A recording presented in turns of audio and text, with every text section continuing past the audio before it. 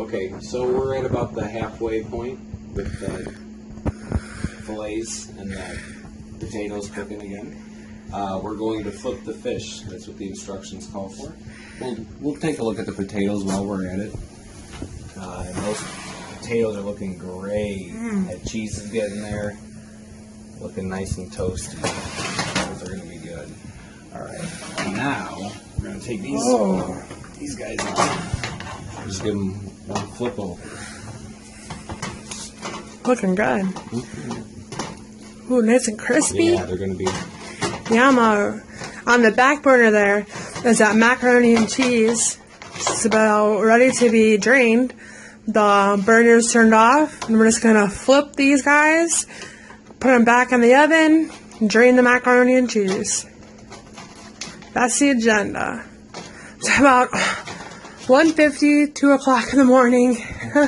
We started this process at 11. Potatoes took a little longer than expected, but by this time we're super hungry, so it's better now. All worth it.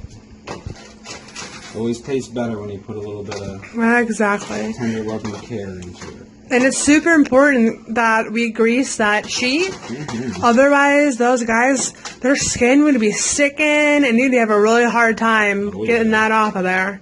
So always grease your baking sheet or put foil on or something. All right, Tommy's about to pop those guys back in for how long, Tommy? We're going to go, we're at about 14 minutes into the 25-minute cooking period. 14 minutes. So we're looking at another 10 minutes. For 10 minutes? All right, now we're going to tend to this macaroni and cheese. These noodles finished boiling about 5 minutes or so ago. Due to timing reasons, I just turned the burner off, let the noodles just stay warm in the water here. We're gonna strain them now. And we're gonna finish the Kraft macaroni and cheese process. Okay. So if we go over to the sink, I got my colander ready. Our strainer. It goes right in there. Oh no.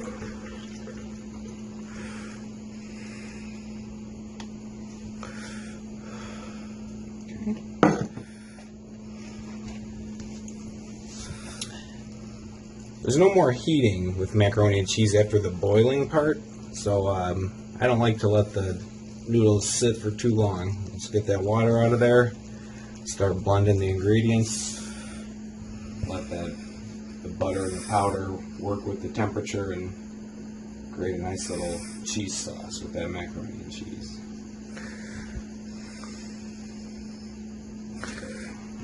Turn these back to the pan.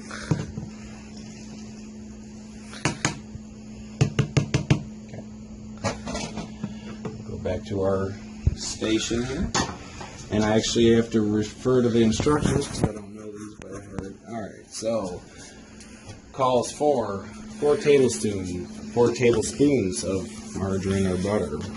So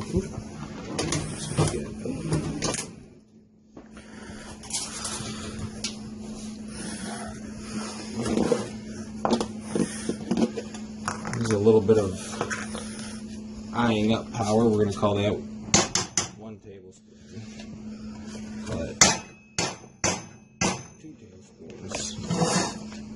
Call that 3 tablespoons.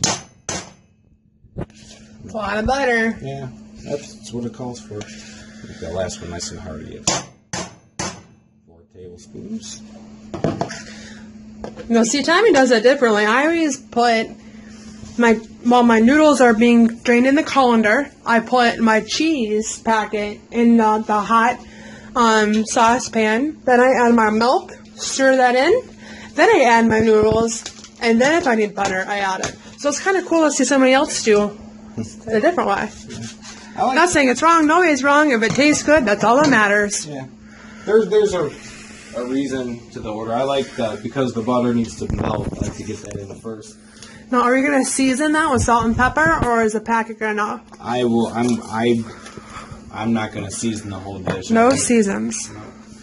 Not then today. I'll add the powder in next, and then as I do my milk, I like to not leave any powder left behind. So it calls for no powder left behind. I believe we're looking at a quarter cup of milk. So what I'm going to do is I'm going to put some milk in Oh. this pouchy. Wow, this is a new kind of strategy. Never seen this before. Okay. Give me Why did you decide to do that? Any little morsels or remaining. Getting all that cheese flavor out. Yeah, Smart. Exactly. Wow, that's white. Nothing came out of there, really. A little bit. There's a little, Maximizing that cheese flavor. It might be more mentally reassuring than actually. Got every ounce of cheese out. So, and now she's ready for stirring. Can I do that? Here, a spoon here. You know what? I'm going to use a smaller spoon. Okay. Don't need me, huh? I don't want to use the wooden spoon. I want to use And all that buttery goodness out of there. Yum.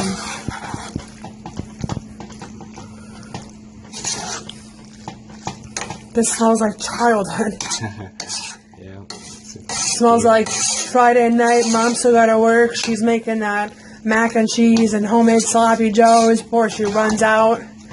I made a box of this earlier this week, and I don't know how, but I fit it into a bowl, and I just mowed the entire Wow. thing. Well, this guy right here makes one of the best homemade sloppy joes I've ever had. No man-veg action going on there. When I said, Tommy, you gonna make some sloppy joes? He was like, yeah. I was like, all right, let's go to Walmart, get our supplies. Went down the can aisle and said, hey, you need the man-veg, right? He looked at me with such disgust, like I had the audacity to ask. He's like, I'm not using man-veg. I make it from scratch, and it was the best sandwich. It was so good.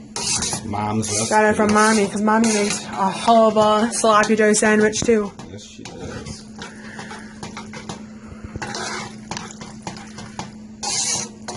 Alrighty now.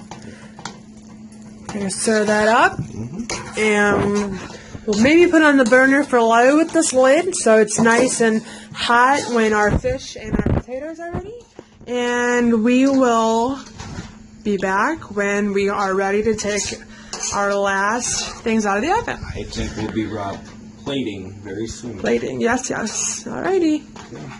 2. Alright, our stuff is done. Putting our crispy, beer battered Gordon's fish fillets out of the oven. And I'm getting our twice baked potatoes. Look at that cheesy, melty goodness.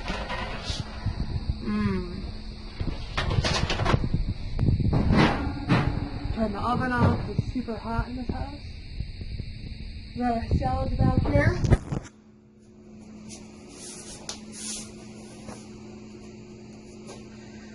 Well, this is the best part. I have sour cream, just Kroger brand, and the rest of those green onion chives. Just trying to mix it up a little bit. We also have from earlier, Mommy made a homemade tartar sauce. Now a dollop sour cream, and then hit it with those beautiful chives. Wow, how great does that look, huh? Mm-hmm. Each one, hit it with some sour cream action, and then again, top it and finish it. Fresh cut chives. Wow. Those are looking pretty attractive, Kate. Alright, now I'm going to plate it. Leave these out in case somebody wants extra sour cream. This is my plate, a special plate. I'm going to put the best looking fish sticks here. My plate. I'm going to hit it with some tartar sauce. I like it really saucy. And I'm going to have some little pickles. Tommy, would you like to get the pickles out for me? Yeah. While I try to mingle these potatoes, see which ones I want. Yeah. Well, I'm just going to put some fish sticks on the boys' plate. How many fish sticks do you want, Tommy? Let's start everyone with 2. 2? Yeah. Come back for more. Yeah. 3 sounds better. Yeah, that's fine. Let's start with 3. Yeah, there's enough for everyone to have Yeah. 3. Or more, because there's 10 in there, so. Yeah. Well, someone's going to have split one. Tommy the pig, right? No, I don't know.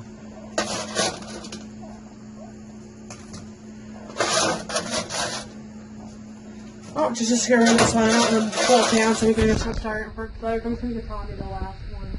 He's a big man. He's got a mac and cheese here too. Oh. You see? Alright. Now the plate up. He's ooey gooey. Yummy. Potatoes. Tell me which one would you like?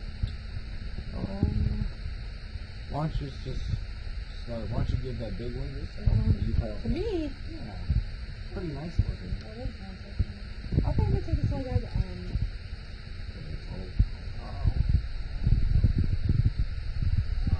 It's okay.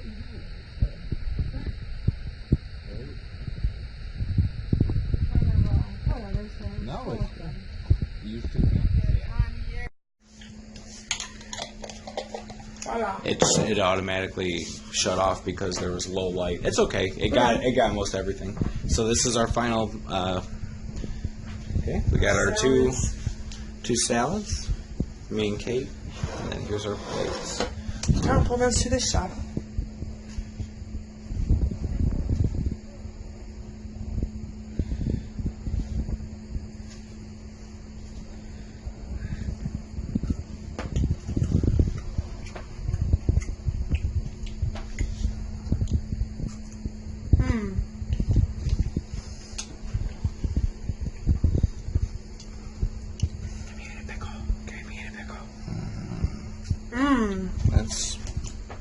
That's it. You know, I'm going to bed. Bon appetit. Thanks, Kate.